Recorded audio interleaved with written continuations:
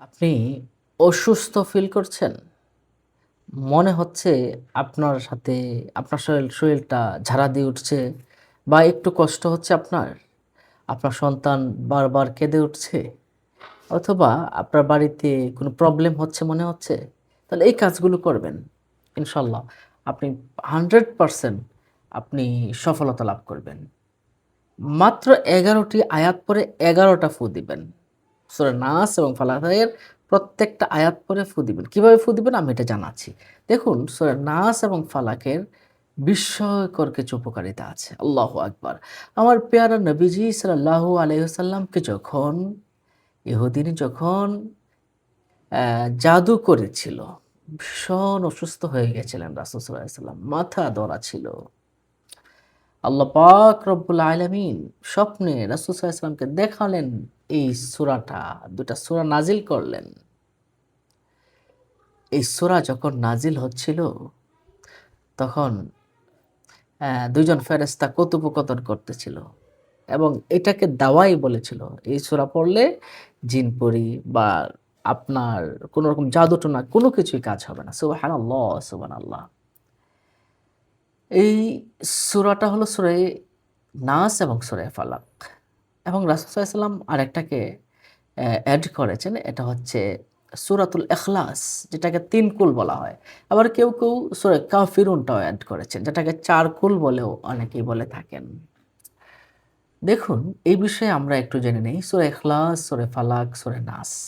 এই ৩ টি সূরা সকাল ও বিকাল যদি ৩ বার করে পড়ে সব ধরনের অনিষ্ট থেকে নিরাপদ থাকা যায়। আমার পেয়ারা নবীজি সাল্লাল্লাহু আলাইহি সাল্লাম বলেছেন সহিহ তিরমিজি শরীফের 2829 নম্বর হাদিস শরীফে।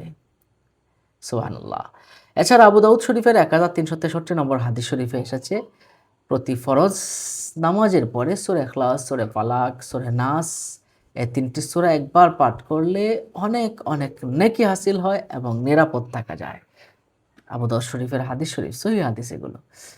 আ আরেকটা হাদিস শরীফ বুখারী শরীফের ৫০৭০ নম্বর হাদিস শরীফে স্পষ্টভাবে উল্লেখ করেছেন নবী সাল্লাল্লাহু আলাইহি ওয়াসাল্লাম ঘুমানোর পূর্বে সূরা ইখলাস, সূরা ফালাক, সূরা নাস একবার করে পড়ে এভাবে হাত নিয়ে তিনি কি করতেন?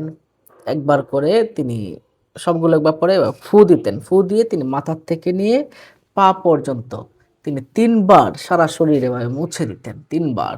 ৩ বার উনি কি করতেন? মুছে দিতেন। এটা দ্বারা সারা রাত সুস্থ থাকা যায়, ভালো থাকা যায়, রোগ আরোগ্য হয়, জিনপুরি থেকে হেফাজত থাকা যায়। আর সকালবেলা পড়লে সারাটা দিন হেফাজত থাকা যায়। এটা বুখারী শরীফের ৪০২৯ নম্বর হাদিস শরীফে এসেছে। তাহলে আপনি যদি শরীর ভালো রাখতে চান, তাহলে আল্লাহ পাক রব্বুল আলামিন আপনাকে আরোগ্য দান করবেন সূরা ইখলাস, সূরা নাস এবং সূরা ফালাক দ্বারা। নিশ্চয়ই বিষয়টা বুঝতে পারছেন? তো জিন ও মানুষের বদনজর থেকে নিরাপদ থাকার জন্য সূরা ফালাক এবং সূরা নাস পরে শরীরে ফু দিতে হবে। সহিহুল জামে এর হাদিস শরীফের ৪৯২০ নম্বর হাদিস শরীফে এসেছে। আপনি বিসমিল্লাহির রহমানির রহিম পরে কুল আউযু বিরাব্বিল ফালাক পরে আপনি একবার ফু দিবেন সারা শরীরে। মিন শাররি মা খালাক আবার ফু দিবেন।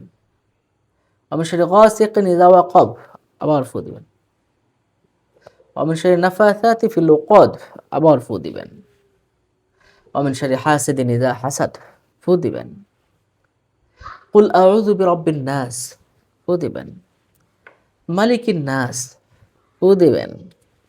ইলাহিন নাস ফু দিবেন। মিন শাররিল ওয়াসওয়াসিল খান্নাস ফু দিবেন। আল্লাযী ইউওয়াসওয়িসু ফি সুদুরিন নাস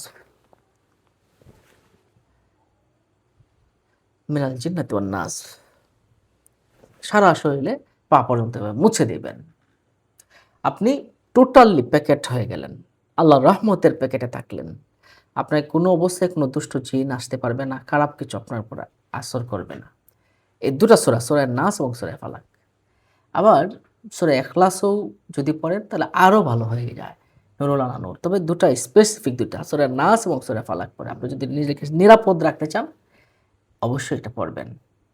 সম্মানিত দর্শক ও শ্রোতা, এটা কিন্তু শুধুমাত্র আপনার জন্য নয়, আপনি আপনার সন্তানের জন্য খুব বেশি কান্নাকাটি করে তাকে এটা ফু দেন।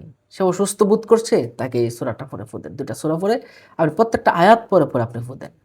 আপনি দেখবেন সাথে সাথে যদি ভালো না হয়, আল্লাহু আকবার, আমি কি বলবো? আমি কি করে বুঝাবো যে এটা কি পাওয়ার, কি পাওয়ার?